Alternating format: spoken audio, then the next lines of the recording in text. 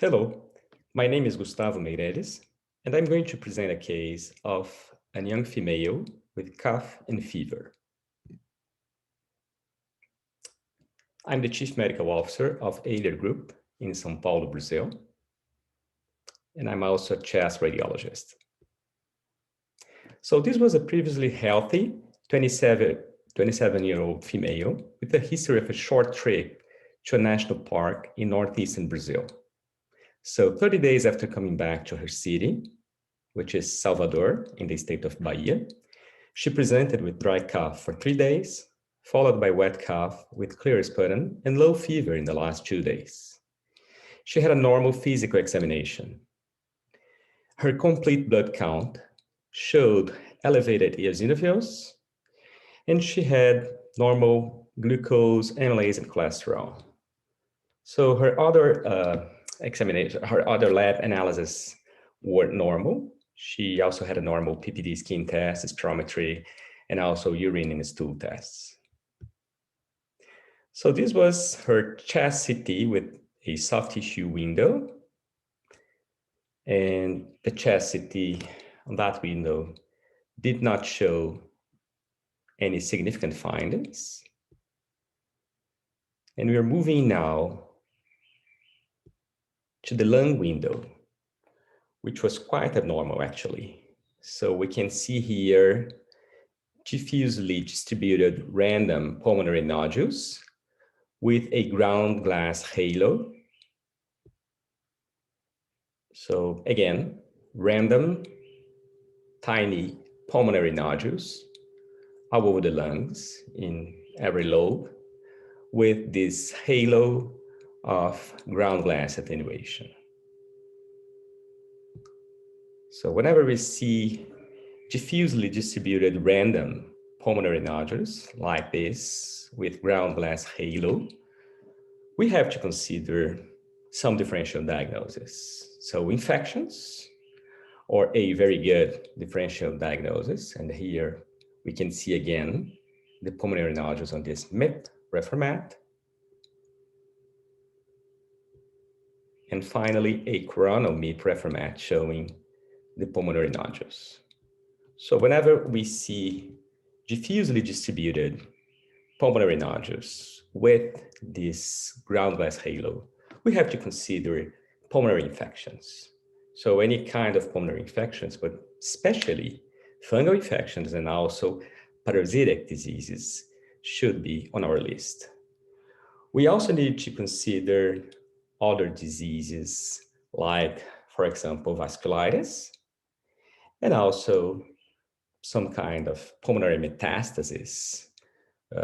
For example, pulmonary metastasis of melanoma, of other tumors that may present with hemorrhage around the metastasis. So this was a very young patient, and she had this history of a previous trip to a national park in the northeastern Brazil. So as she had diffusely distributed pulmonary nodules and also elevated eosinophils, her pulmonologist considered the hypothesis of a pulmonary infection, and she was treated with a short course of praziquantel. And now we have the next checks CT after 15 days of treatment. And here we have normal lungs. So the pulmonary nodules have disappeared, and we don't see any significant finding on the follow-up chest CT. So again, here, the MIP reformat, so just tiny micronodules here. So these may represent the big nodules that are resolving over the time. So this was a case of a pulmonary schistosomiasis, which is an infectious disease caused by Schistosoma mansoni, a major helmintic infection with more than 200 million people infected worldwide. The earliest pulmonary manifestations are Loeffler-like syndrome with foci of consolidation changing at short time intervals.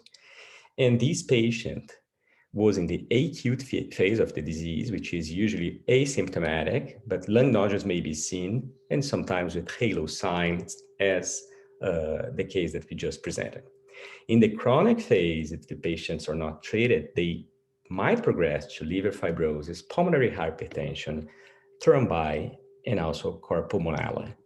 So here is a roadmap showing the most affected countries with schistosomiasis in the world. So the three most common species are Japonicum in China and in the Philippines, Hematobium in Africa, in the Middle East, and Schistosoma monzoni here in Brazil and also in other countries of South America, Africa, and the Middle East. Here, so this is the life cycle. So usually whenever patients go, for example, to lagoons with these kinds of, of snails that carry Schistosoma monzoni. So cercaria are released by these snails into water, and then they may penetrate skin, and patients will get ill after going to places like this. So this is a case of a chronic disease. The CT scan here demonstrates multiple esophageal varices due to chronic liver disease, and also another patient with pulmonary schistosomiasis and with scattered lung capacities, and some of them with the reversed halo sign, which is just the opposite of the case we just presented. So we see here ground glass in the middle and this halo of consolidation. This is another case of schistosomiasis with a patient in the chronic phase with enlarged pulmonary arteries, as we can see here in the chest X-ray, and also on the chest CT with pulmonary hypertension and arterial thrombi. So thank you very much for your attention, and I hope you have enjoyed this case. Thank you.